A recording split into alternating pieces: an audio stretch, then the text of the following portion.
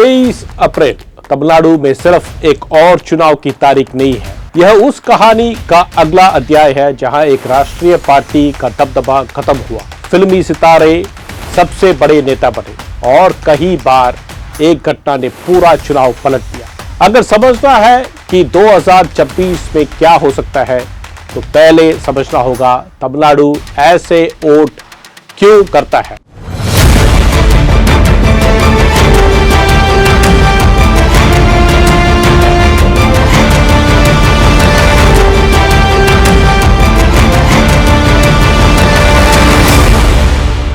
नमस्कार, मैं डी सुरेश कुमार आपका स्वागत करता हूं द हिंदू दृष्टि तमिलनाडु में। तमिलनाडु की राजनीति सिर्फ चुनावी नतीजों की कहानी नहीं है, यह पहचान, भावनाओं, नेतृत्व और जनता के फैसलों की कहानी है। आज हम 1952 से लेकर 2021 तक का सफर देखेंगे और समझेंगे कि इस राज्य के वोटर हर बार ऐसा क्या सोचते हैं। कहानी शुरू होती है 1952 से, जब इसे मद्रास स्टेट कहा जाता था। कांग्रेस सत्ता में आई, लेकिन एक बड़ा झटका लगा। तत्कालीन मुख्यमंत्री पीएस कुमारस्वामी राजा अपनी ही सीट हार गए। कारण चावल की भारी कमी, जिसमें आम लोगों को सीधे प्रभावित किया। इसके बाद एक दिलचस्प मोड़ आया। सी राजगोपालाचारी यानी कि राजा जी बिना चुनाव जीते मुख्यमंत्री बनाए गए। फिर आए के कामराज, जिन्होंने कांग्रेस को स्थिर किया। 1957 में कांग्रेस फिर जीती, लेकिन इसी चुनाव में पहली बार डीएमके ने एंट्री की 15 सीटों के साथ। 1962 में डीएमके बढ़कर 50 सीटों पर पहुंच गई। संकेत साफ था, बदलाव आने वाला है।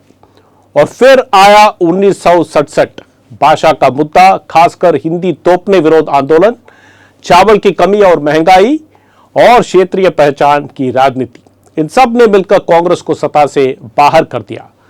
सीएन अन्नादुराई बने मुख्यमंत्री और यहीं से तमिलनाडु की राजनीति हमेशा के लिए बदल गई। 1969 में अन्नादुराई का निधन हुआ था। इसके बाद एम करुणानिधि ने कमान संभाली। 1971 में समय से पहले चुनाव हुए, क्योंकि देश में कांग्रेस टूट चुकी थी और नए राजनीतिक समीकरण बन रहे थे। डीएमके ने इंदिरा गांधी के साथ गठबंधन किया और जबरदस्त जीत हासिल की। लेकिन असली कहानी अब शुरू होती है। 1972 में एमजी रामचंद्रन यानी कि एमजीआर, जो फिल्म अभिनेता थे, डीएमके से अलग हो गए और अपनी पार्टी बनाई एआईएडीएमके। सिर्फ एक पार्टी नहीं थी, यह जनता से सीधे जुड़ा हुआ चेहरा था। और 1977 में करीब 30% वोट शेयर के साथ एमजीआर सत्ता में आ गए और यहीं से शुरू हुआ था डीएमके बनाम एआईएडीएमके का दौर। 1980 में एमजीआर की सरकार हटा दी गई, लेकिन उन्होंने इसे अपने पक्ष में मोड़ दिया और जनता की सहानुभूति हासिल कर ली। फिर आया 1984। एमजीआर गंभीर रूप से बीमार हो गए, इलाज के लिए अमेरिका ले जाया गया। उनकी तस्वीरें और वीडियो जनता तक पहुंचाए गए। इसी दौरान देश के प्रधानमंत्री इंदिरा गांधी की हत्या हो गई। चुनाव समय से पहले हुए और सहानुभूति की लहर ने एआईएडीएमके कांग्रेस गठबंधन को भारी जीत दिलाई। एमजीआर के निधन के बाद एआईएडीएमके दो हिस्सों में बंट गया। 1989 में इसका फायदा डीएमके को मिला।